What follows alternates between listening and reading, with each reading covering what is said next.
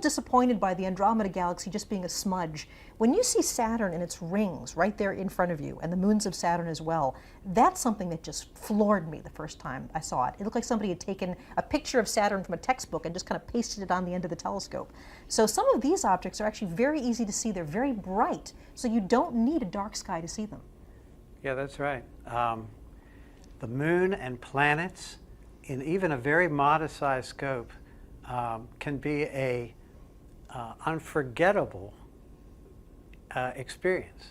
As you mentioned, seeing the rings of Saturn, I've been at so many star parties, we call them. We have telescopes out and have fun with the heavens. It's so fun to see people see the moon or the planet Saturn or Jupiter with its moons and bands for the first time. They never forget it. I never forgot it. That's really what got me into astronomy many, many years ago, seeing Saturn. There's a connection with the universe that you feel, and it's really unforgettable. But where would I go? Around here, I have a brother-in-law that lives down in Virginia in the mountains, and so that's a good spot to go. And the Eastern Shore is a pretty good dark spot with nice horizon, so you can see things from horizon to horizon.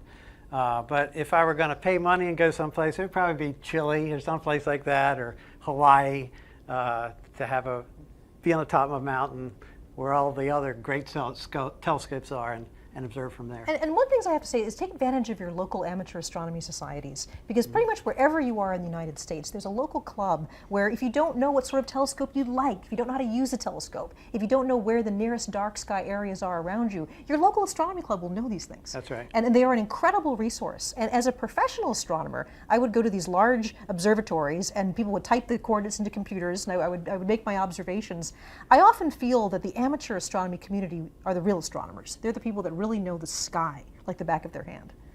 Right.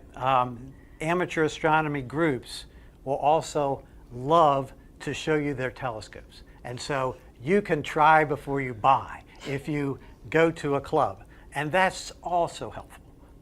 Great. It's kind of like asking someone about their job, asking someone about their telescope. They can talk for days and days, right? So unfortunately, we only have time for one more question. We're going to keep answering some of your questions on Facebook as they're coming in later on, but unfortunately we only have so much camera time. So one more question. What is your favorite object you viewed through a telescope?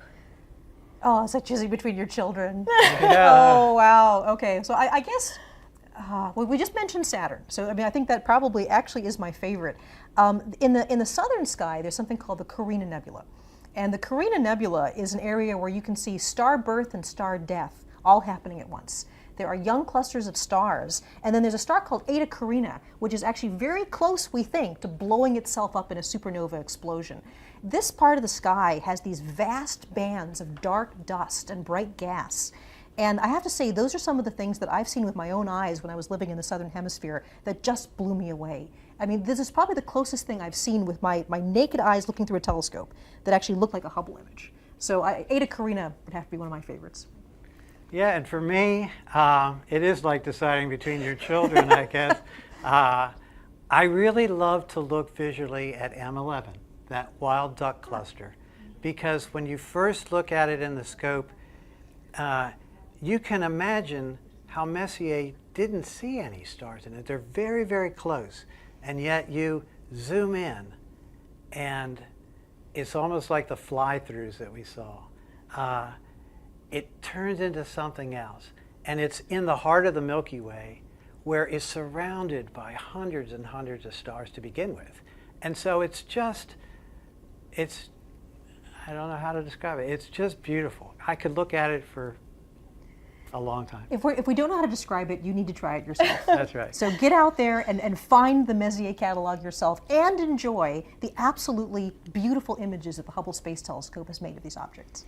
Absolutely. So like they said, if you want more, we've got the catalog up on our website, nasa.gov/Hubble. And if you want to know anything about Hubble at any time, you can follow us on Twitter at NASA Hubble. Thank you both so much for being here. And thank you all for tuning in to us. And we'll see you next time. Hey, great.